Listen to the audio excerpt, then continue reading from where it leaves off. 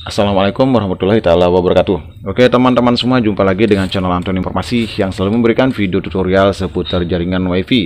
Di video kali ini saya akan coba memberikan informasi atau ingin coba menjelaskan perbandingan 3 topologi jaringan WiFi, yaitu jaringan PPPoE ya teman-teman. Nah, ketiga jaringan atau topologi WiFi atau jaringan RT/RW yang berbasis PPPoE ini bisa kita terapkan atau bisa kita gunakan, yaitu pertama topologi PPPoE secara paralel, yang kedua topologi PPPoE secara wireless, yang ketiga topologi PPPoE secara jaringan secara seri maksudnya. Tapi jika video ini bermanfaat buat teman-teman semua, silahkan teman-teman bantu channel ini dengan cara subscribe, like, dan juga share jika semua video dari channel Anton Informasi ini bermanfaat buat teman-teman semua. Baik, di sini kita langsung ke topik pembicaraannya ya teman-teman. Oke, ketiga topologi PPPoE ini mungkin sudah nggak asing lagi ya teman-teman semua, baik secara wireless atau istilahnya secara paralel atau secara seri. Baik, di sini saya akan berbicara yang pertama, yaitu secara paralel. Nah, topologi jaringan paralel yang teman-teman lihat di gambar ini merupakan topologi jaringan atau memperluas sinyal WiFi secara paralel, artinya menyambungkan router ke router dalam satu jalur ya, baik bisa kita satu jalur dengan hotspot bocoran maupun satu jalur dengan WiFi rumahan. Akan tetapi kekurangannya pada jaringan topologi PPPoE secara paralel, yaitu jika seandainya ada router yang bermasalah, misalnya katakan router nomor 2 yang bermasalah, otomatis router ketiga, keempat, dan kelima, dan keenam itu sudah pasti bermasalah semua ya. Sebab secara paralel ini istilahnya kita menggunakan fitur namanya fitur bridge atau VLAN atau VLAN yang terdapat di dalam router untuk menjembatani internet dari router 2 ke router 3 dan ke router 4. Otomatis jika yang bermasalah di router 2, otomatis router nomor 3, 4, 5 akan menghadapi masalah juga. Atau sebaliknya, jika bermasalah di router nomor 3, otomatis router yang ke bawahnya, ke 4, ke 5, ke 6 itu sudah pasti bermasalah. Akan tetapi kelebihannya kita menggunakan topologi jaringan PPPoE secara paralel seperti ini, itu kita bisa menghemat budget, terutama budget di kabel fiber optiknya. Sebab di sini kita nggak perlu banyak mengeluarkan budget untuk membeli kabel, karena kita sudah bisa mengirit kabel secara spontan ya teman-teman. Sebab apa? Ini kita cuma menghubungkan dari router satu ke router yang lain dalam satu jalur ya teman-teman. Jadinya kita bisa irit di situ. Tapi sudah saya jelaskan kelemahannya, jika terjadi kerusakan pada router satu, otomatis router di bawah semuanya itu sudah pasti mengalami gangguan ya.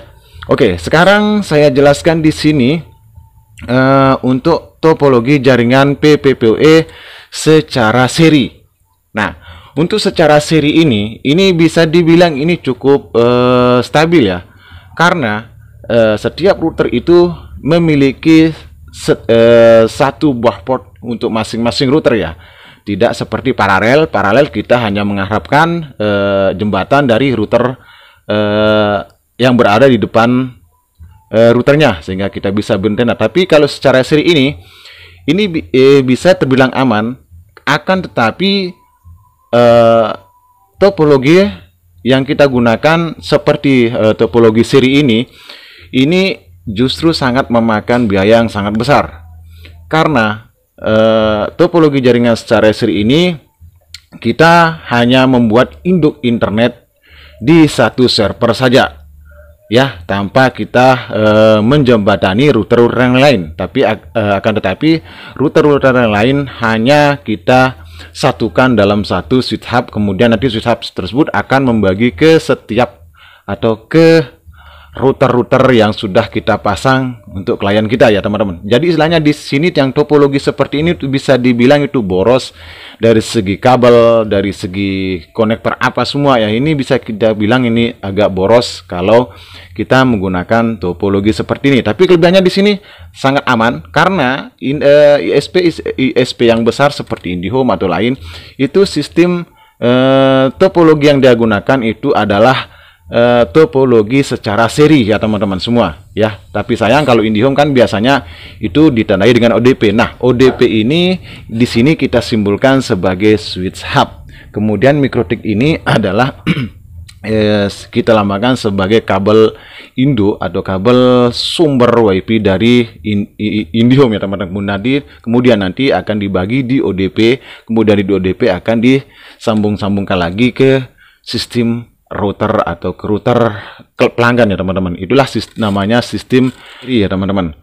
Oke, selanjutnya yang ketiga di sini saya akan berbicara mengenai topologi PPPoE sistem dengan sistem wireless atau tanpa kabel.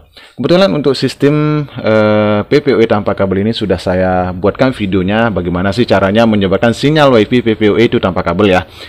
Akan tetapi di sini kelemahan daripada sistem PPPoE tanpa kabel atau secara wireless ini, tidak semua router yang mendukung adanya fitur WSP sekaligus WSP itu bisa kita PPPoE ya teman-teman.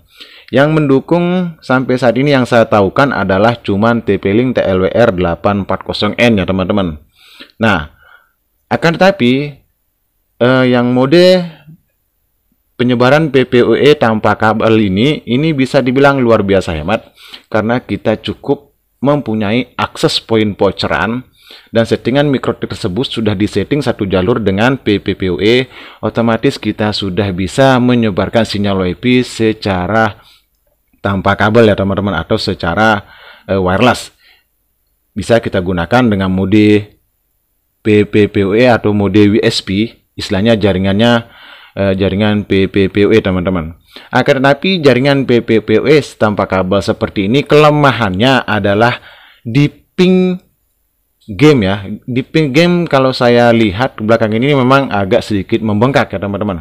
Entah itu pengaruh dari semua router yang saling bentrok ke satu akses point sehingga terjadi ping yang melonjak yang membuat ping menjadi membengkak. Akan tetapi untuk koneksi internet seperti streaming YouTube atau yang sosial media lainnya itu lumayan stabil. Akan tetapi kelemahan yang selanjutnya yang dari PPoE tanpa kabel ini terjadi istilahnya bisa dibilang kita harus memiliki kualitas internet yang super kencang ya supaya bisa kita membuat atau menyebarkan sinyal WiFi PPPoE tanpa kabel ya teman-teman.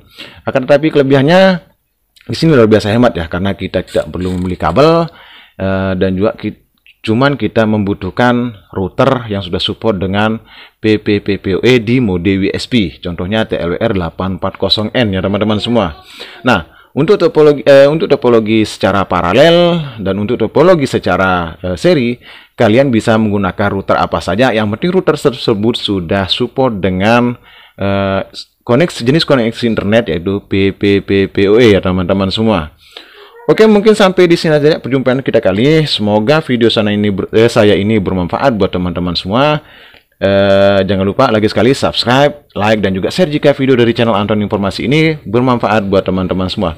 Oke, assalamualaikum warahmatullahi wabarakatuh.